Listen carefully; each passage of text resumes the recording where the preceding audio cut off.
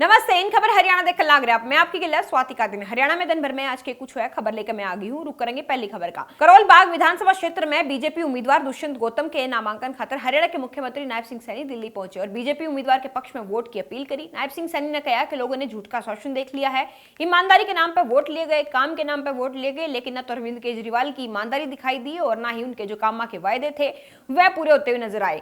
सबके सामने सच आ गया है और हरियाणा की जीत में दिल्ली के लोगों का बड़ा योगदान रहा है और दिल्ली में भी कमल का फूल खिलेगा। भारतीय जनता पार्टी सरकार बनावेगी। हमारे करोल बाग से दुष्यंत गौतम जी आज नॉमिनेशन फाइल कर रहे हैं और सबसे पहले गुरु रविदास जी महाराज के चरणों में मैं शीश नवाने के लिए यहाँ पर आया हूँ। अब की बार भारतीय जनता पार्टी की सरकार आदरणीय मोदी जी के नेतृत्व में जो काम किए हैं वो बनने जा रही है। लोगों ने झूठ का शासन देख लिया है। यहाँ के जो मुख्यमंत्री अरविंद केजरीवाल जिन्होंने यहाँ के लोगों को सजाबाग दिखाए थे और सजाबाग दिखा करके वोट लेते रहे, ईमानदारी के नाम के ऊपर वोट लिया, काम के नाम के ऊपर वोट लिया, परंतु ना तो ईमानदारी केजरीवाल की सबके सामने है और जो कामों के वायदे किए थे वो कामों के वायदे भी जनता के सामने है। 5 तारीख को दिल्ली की जनता अब वो हिसाब चुकता करेगी, क्योंकि इस प्रकार का झूठ बोल करके केजरीवाल ने पिछले 10 वर्षों में लगातार लोगों को बरगड़ाने का, उनका शोषण करने का काम किया है। दिल्ली के लोग समझ चुके हैं। हरियाणा में तीसरी बार भारतीय जनता पार्टी की सरकार लगातार देने का काम हरियाणा के लोगों ने किया है और उस जीत के अंदर दिल्ली के लोगों का भी एक बड़ा योगदान रहा है। मैं दिल्ली के लोगों का दिल से धन्यवाद करूंगा कि उन्होंने यहां से जाकर के वहां पर भारतीय जनता पार्टी की सरकार बनाने का तीसरी बार काम किया है। अब दिल्ली के अंदर यहां भी कमल का फूल खिलेगा, कमल की खेती होगी। बहुत बड़े मैंडेट के साथ यहां पर कमल का फूल भारतीय जनता पार्टी की सरकार बनेगी। मुख्यमंत्री नायब सिंह सैनी आज रोहतक में भी पहुंचे और मुख्यमंत्री ने नए बस स्टैंड के शामी पंडित श्रीराम शर्मा पार्क के गेट के पास श्रीराम शर्मा की प्रतिमा का अनावरण कराया। इस दौरान सहकारिता मंत्री डॉक्टर अरविंद शर्मा भी मौजूद रहे। पंडित श्रीराम शर्मा जी के प्रतिमा का अनावरण करने का और उन्हें नमन करने का मुझे अवसर मिला है। पंडित श्रीराम शर्मा जी एक सच्चे देशभक्त, सम्मानित राजनेता, प्रखर लेखक, समाज सुधारक, शिक्षा प्रेमी, सबसे बढ़ करके वो गांधीवादी भी थे। यह प्रतिमा केवल एक मूर्ति नहीं है, यह उनके जीवन के उन आदर्शों का, मूल्यों का प्रतीक है जिनके बल पर उन्होंने अपना जीवन राष्ट्र को समर्पित किया था। ऐसे महापुरुषों की प्रतिमा उनकी याद को तो ताजा रखेगी, साथ ही हमारी नई पीढ़ी, आने वाली पीढ़ियों और उनके जीवन मूल्यों, आदर्शों और सिद्धांतों से सीख लेने की प्रेरणा भी ये हमें देती रहेगी। नायब सिंह सैनी सरकार के आदेश के बाद रतिया के गांव भरतपुर में रात्रि ठहराव का कार्यक्रम आयोजित किया गया, जिसमें जिला उपायुक्त मनदीप कौर, जिला पुलिस कप्तान आस्था मोदी के साथ जिले के अनेक जो अधिकारी हैं उन्हें शिरकत करी। इस रात्रि ठहराव कार्यक्रम में गांव भरतपुर और आसपास के गांव के जो लोग अपनी समस्या लेकर पहुंचे, जिसका मौके पर जो है समाधान भी कराया गया। बहुत सारी जो शिकायतें थी उनका निपटारा कराया गया। उपायुक्त मनदीप कौर ने बताया कि मुख्यमंत्री के आदेशों के बाद गांव में रात्रि प्रवास के तहत जो है ग्रामीणों की समस्याएं सुनी गई और गांव में ही समाधान शिविर का आयोजन भी किया गया, जिसके तहत उन्हें जो है करीब 60 समस्याएं जो है वह मिल गई। समाधान शिविर भी चल रहे हैं। हम रोज समाधान शिविर में सुबह 10 बजे से लेके 2 घंटे तक बैठते हैं और उसके बाद भी हम समाधान शिविर को कंटिन्यू करते हैं समटाइम्स। बट ये वंस इन अ मंथ पहले भी हुआ करता था ये रात्रि पड़ाव वाला, और ये दोबारा से हमने शुरू किया है। तो जैसा कि आपने कहा, ये फर्स्ट आज पहला गांव है जो हम विज़िट कर रहे हैं, तो बहुत एक्साइटेड हैं।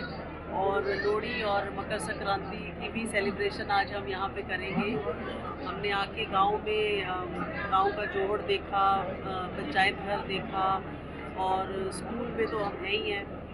तो अच्छा है, लोगों का सारे कोऑपरेट कर रहे हैं, और अभी तक हमारे पास कम से कम भी 25-30 कंप्लेंट्स तो हमारे पास आ ही चुकी हैं।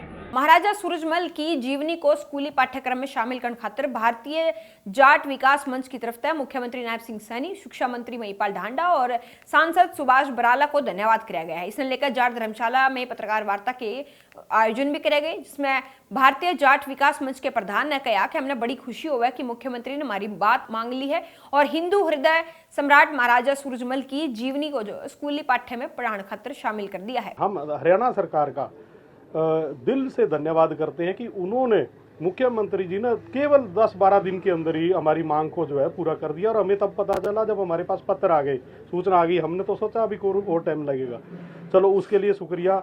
हम भारतीय जाट विकास मंच की तरफ से हमारा प्रतिनिधिमंडल जाएगा उनको धन्यवाद करने के लिए भी, और उनके धन्यवाद के लिए ही हम 13 फरवरी को जो है महाराजा सूरजमल जी के जन्मदिन पर कार्यक्रम करेंगे। महाराजा सूरजमल बलिदान दिवस के उपलक्ष्य में फूलका गांव में कार्यक्रम किया, जिसमें हरियाणा सरकार की ओर से कई मंत्री और माननीय मुख्यमंत्री जी रहे। हमने मांग रखी थी कि महाराजा सूरजमल जी ने समाज के लिए अच्छा काम किया, तो उनका पुस्तकों में विवरण आना चाहिए। तो इस मांग को उन्होंने स्वीकार किया और ये मांग मान ली गई, और 8वीं कक्षा तक सभी पाठ्यक्रमों में उनको शामिल कर लिया गया है।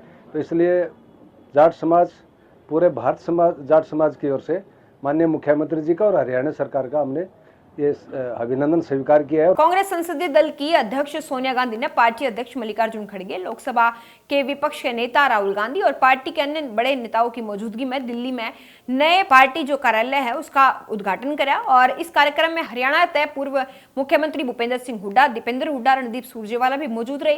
दीपेंद्र हुड्डा ने कहा कि हमने पूरी उम्मीद है कि आने वाले टाइम में मील का पत्थर साबित होगा, जबकि भूपेंद्र सिंह हुड्डा ने कहा कि देश की आजादी का इतिहास है। देखिए, आज ये जो भवन है उसका उद्घाटन हुआ है। ये देश की स्वतंत्रता सेनानी की और उनकी देश की आजादी की लड़ाई का इतिहास है, इतिहास के रूप में भवन बना। पीडब्ल्यूडी मंत्री रणवीर गंगवा ने महाकुंभ पे कहा कि महाकुंभ का मेला जो है पूरे देश में एक आस्था का केंद्र है।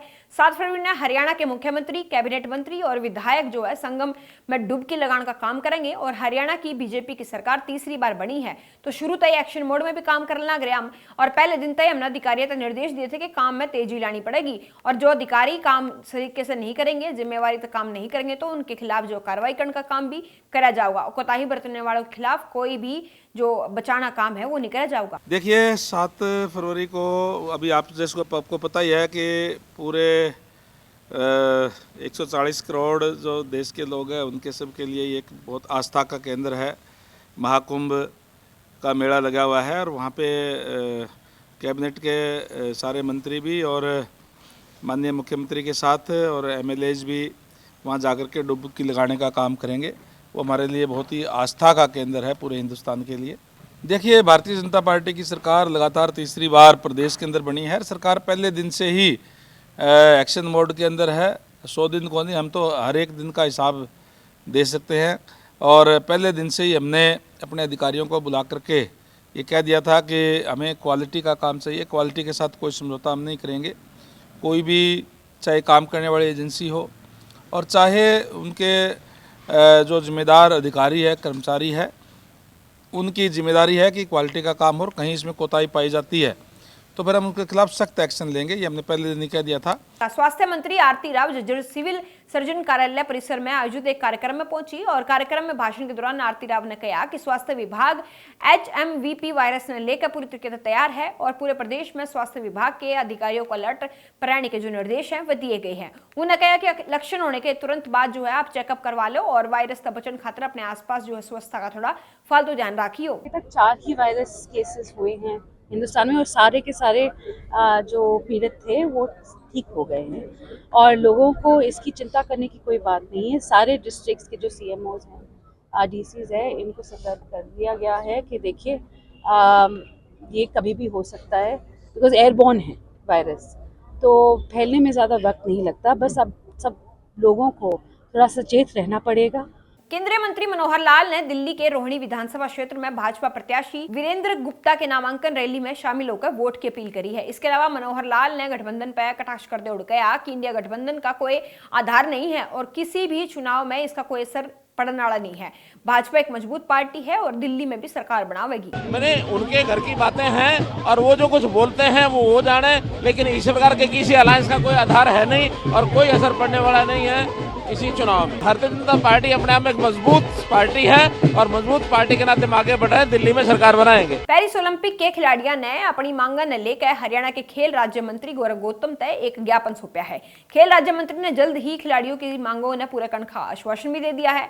गौरव गौतम ने कहा कि दिल्ली चुनाव में इस बार दिल्ली की जनता ने जो है भ्रष्ट केजरीवाल और उनके नेताओं को घर बिठाने का मन बना लिया है और निश्चित तौर पर दिल्ली में पूर्ण बहुमत है भारतीय जनता पार्टी सरकार बनावेगी। कुछ लोगों की, जो हमारे खिलाड़ियों की कुछ अगर समस्याएं बीच बीच में रहती हैं तो उनको दूर करने का काम हमसे मिलते हैं। अगर कोई बात ऐसी ध्यान में आती है जिससे उनका कोई नुकसान ना हो, वो हम काम करने का प्रयास करते भी। तो इन खबर हरियाणा लगातार अपनी खबरें पहुंचाता रहूंगा, हमारे के लिए बने रहो।